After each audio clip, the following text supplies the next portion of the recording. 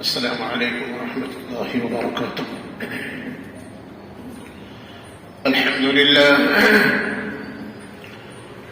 لله نحمده ونستعينه ونستغفره ونؤمن به ونتوكل عليه ونعوذ بالله من شرور أنفسنا ومن سيئات أعمالنا. من يهده الله فلا مضل له ومن يضلله فلا هادي له. ونشهد أن لا إله إلا الله وحده لا شريك له. ونشهد أن سيدنا وسندنا ومولانا محمدا عبده ورسوله. أعوذ بالله السميع العليم من الشيطان الرجيم. بسم الله الرحمن الرحيم.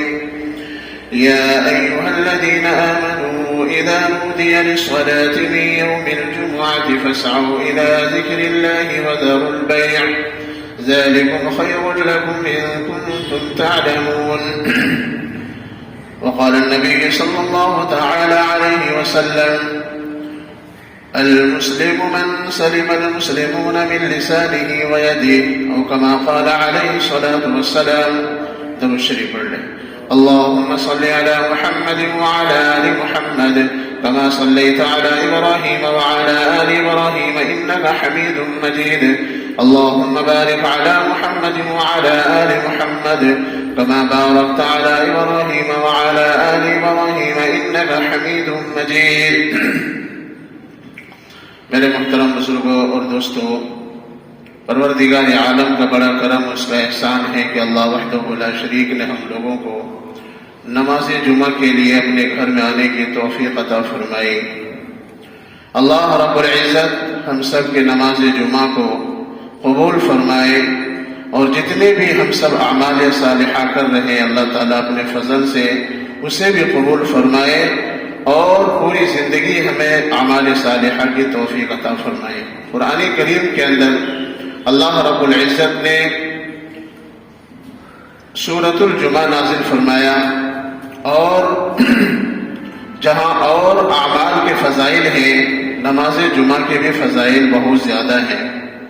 اور فرمایا نماز جمعہ اسی لیے فرض عین قرار دیا، اور اللہ رب العزت نے پوری سورت کے اندر اللہ رب العزت نے نماز جمعہ کی اہمیت کو فرمایا، اور نماز جمعہ کے لیے الگ سے سورت نازل فرمائی.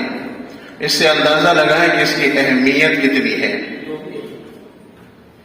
ہم لوگ جس نماز کو ادا کرنے کے لیے اللہ کے گھر میں آئے ہیں،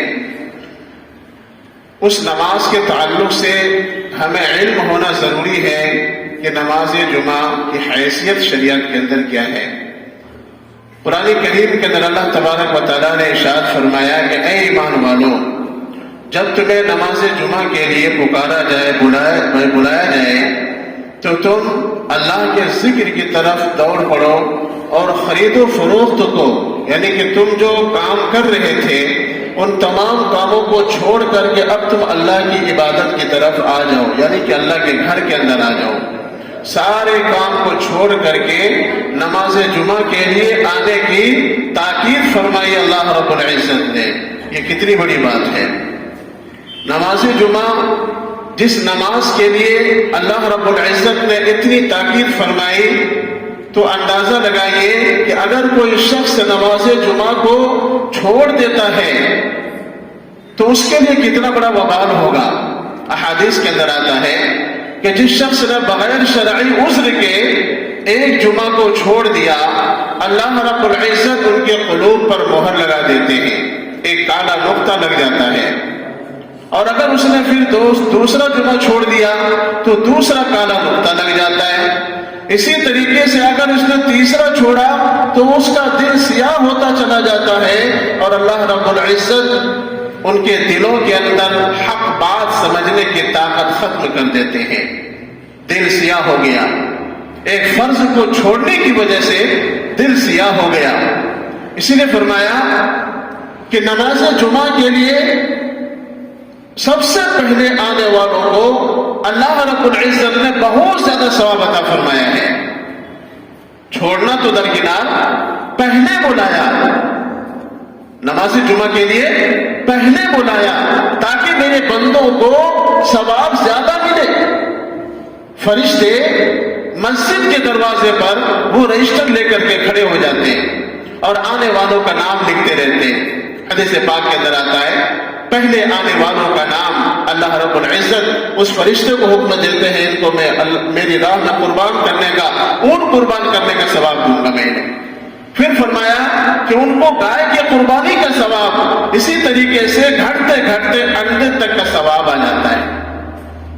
اندازہ لگا کتنی بڑی فضیلت ہے کہ شروع سے لے کر کے آخر تک وہ ثواب ملتا رہتا ہے بندوں کو۔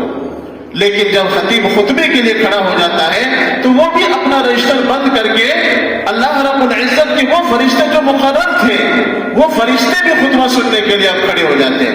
فرمایا کہ اب جو بھی کوئی آ رہا ہے نماز جمعہ کے اندر نماز جمعہ پڑھنے والوں اس کا شمار ہی نہیں ہے۔ بتائیے، تو ہمیں اندازہ لگانا چاہیے کہ آپ صلی اللہ علیہ وسلم نے کتنی تاکید فرمائی اور اللہ نے کتنی تاکید فرمائی۔ آبادی کے اعتبار سے اگر یہ دیکھا جائے تو ابھی بھی بہت سارے لوگ وہ نماز جمعہ کے لیے نہیں آتے اور نمازیں تو درکنار، مزدوری کی وجہ سے، کام کی وجہ سے وہ نماز جمعہ کے لیے بھی وقت نہیں نکال پاتے۔ اب بتائیں جب مسلسل نماز جمعہ چھوڑے گا تو اس کا دل تو سیاہ ہو چکا ہوگا، اب وہ شخص کیسے اللہ کے گھر میں آئے گا؟ اسی لیے خاص طور پر یوں کہا گیا کہ نماز جمعہ کے لیے پہلے ہی سے تیاری کی جائے تاکہ تمہارے دل کے اندر اس کی عظمت بیٹھ جائے۔ اور فرمایا نماز جمعہ کے بعد جب تم یہ نماز جمعہ ادا کر چکو اس کے بعد تم جس کام کو کر رہے تھے، محنت مزدوری جو کچھ بھی کر رہے تھے، اب تم اللہ کی نعمتوں کو تلاش کرنے کے لیے مسجد سے باہر چلے جاؤ، خوب رزق تلاش کرو، حلال روزی کماؤ، سمجھ رہے؟ لیکن پہلے تو نماز پڑھ لو، پہلے تو نماز پڑھ لو۔ میرے بھائیوں بزرگوں اور دوستو، ہمارے اور آپ کے اندر جو نماز جمعہ کی اہمیت ہونی چاہیے وہ اہمیت نہیں ہے، جس کی وجہ سے ہمارے اکثر و بیشتر ساتھی وہ باہر رہ جاتے ہیں اور وہ نماز جمعہ کے لیے بھی نہیں آ پاتے ہیں۔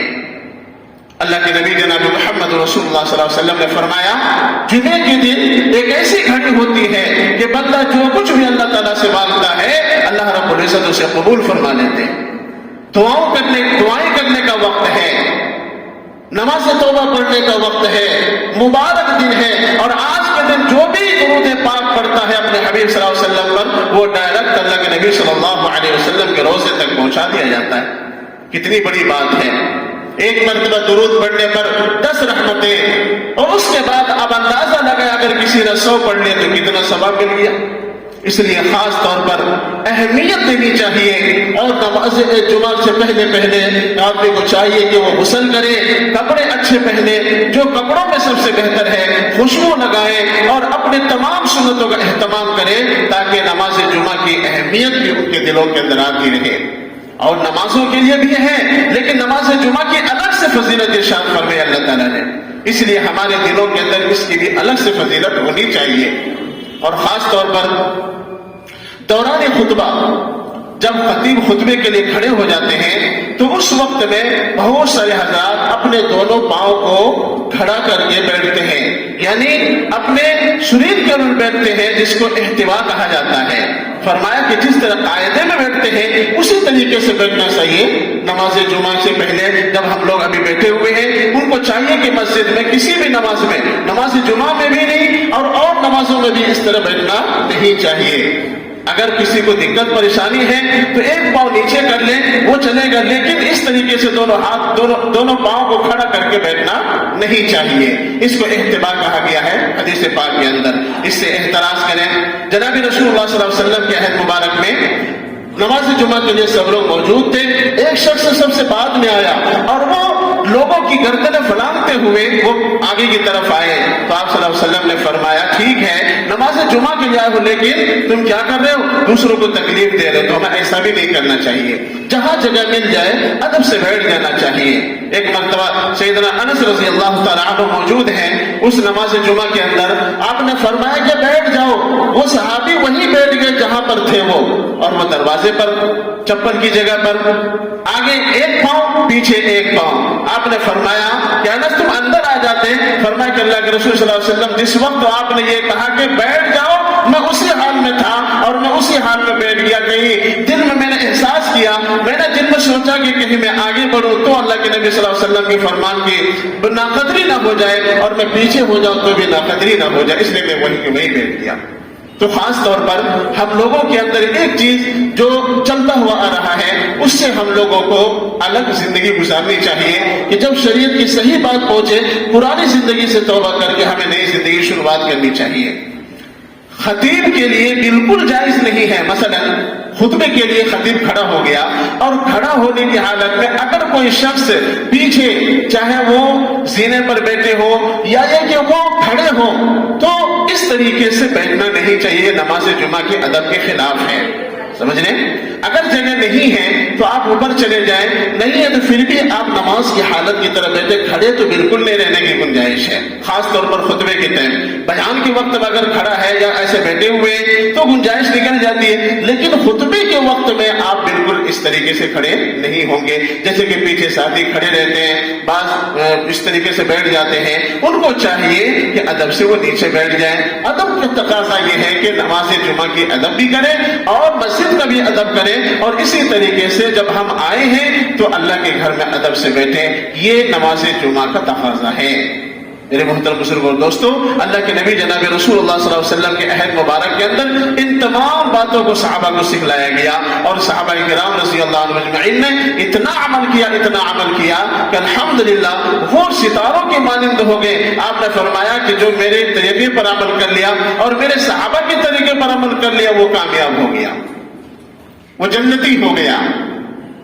ایک اور درخواست, جمعے کے دن بعد نماز عصر اللہم صلی علی محمد النبی الامی وعلی آلہ وسلم تسلیما کا ہم لوگ ہر جمعے کے اندر نماز عصر کے بعد جب امام صاحب نماز پڑھا لیں, اس کے بعد 10 منٹ کے لیے بیٹھ کر کے اس درود پاک کو پڑھ لیں.